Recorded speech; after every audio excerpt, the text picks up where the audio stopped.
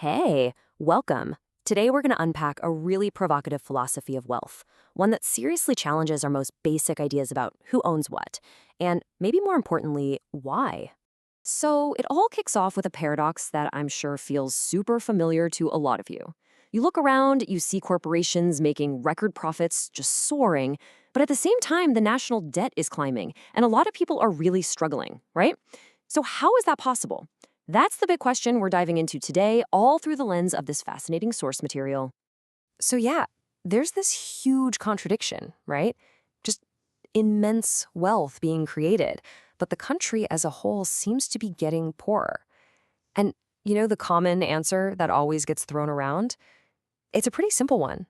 Yep, you guessed it. The immediate reaction for so many people is just tax the rich, tax the corporations more. But, and this is a big but, the philosophy we're exploring today argues that this completely misses the point. In fact, it's not the answer at all. So the thinking here is that just forcing taxation, well, that just creates resistance. The real path forward, according to this philosophy, isn't about taking money. It's about creating a vision for the nation that's so powerful, so compelling, that the wealthy actually want to contribute. They need a really solid reason, a great purpose to invest their resources back into society willingly. And that idea, well, it leads us to maybe the most radical concept in this entire framework. It's a principle that completely flips the script on who owns corporate wealth. It's called the 70-30 principle. Okay, let's break this down because it's a big one. According to the speaker, when a company builds up all this wealth, only 30% of it, just 30%, truly belongs to the company and its founders. So what about the other 70%? Well, that actually belongs to society. It's basically a societal asset that the corporation is just holding on to, like a trustee.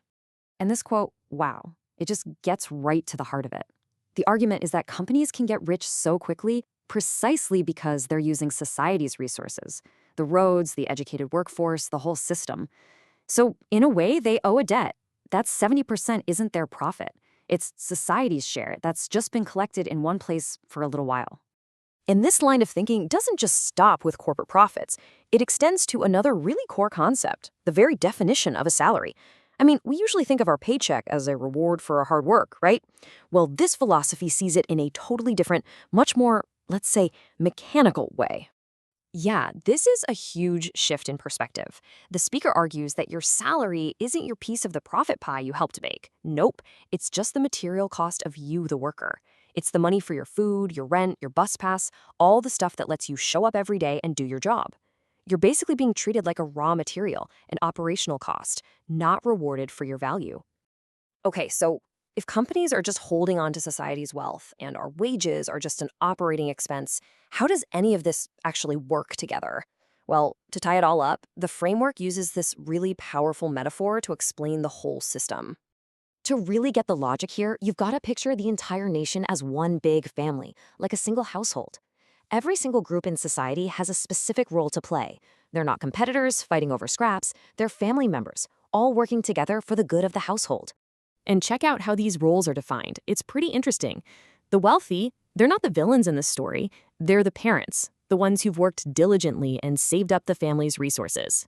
Then you have the intellectuals, the thinkers, the academics, the planners. They're the educated siblings, and their job is to come up with smart plans for the family's future.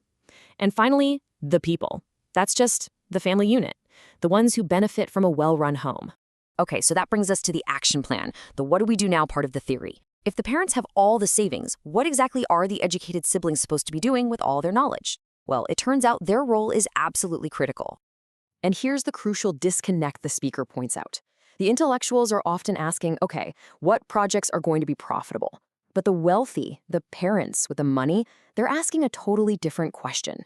They're asking, are there any good projects? They're looking for meaning, for purpose, not just another return on investment. And that one simple difference in mindset, it completely redefines the real job of the nation's thinkers. It's not what most of us probably think it is. Basically, their mandate is this: stop just criticizing the system and start creating.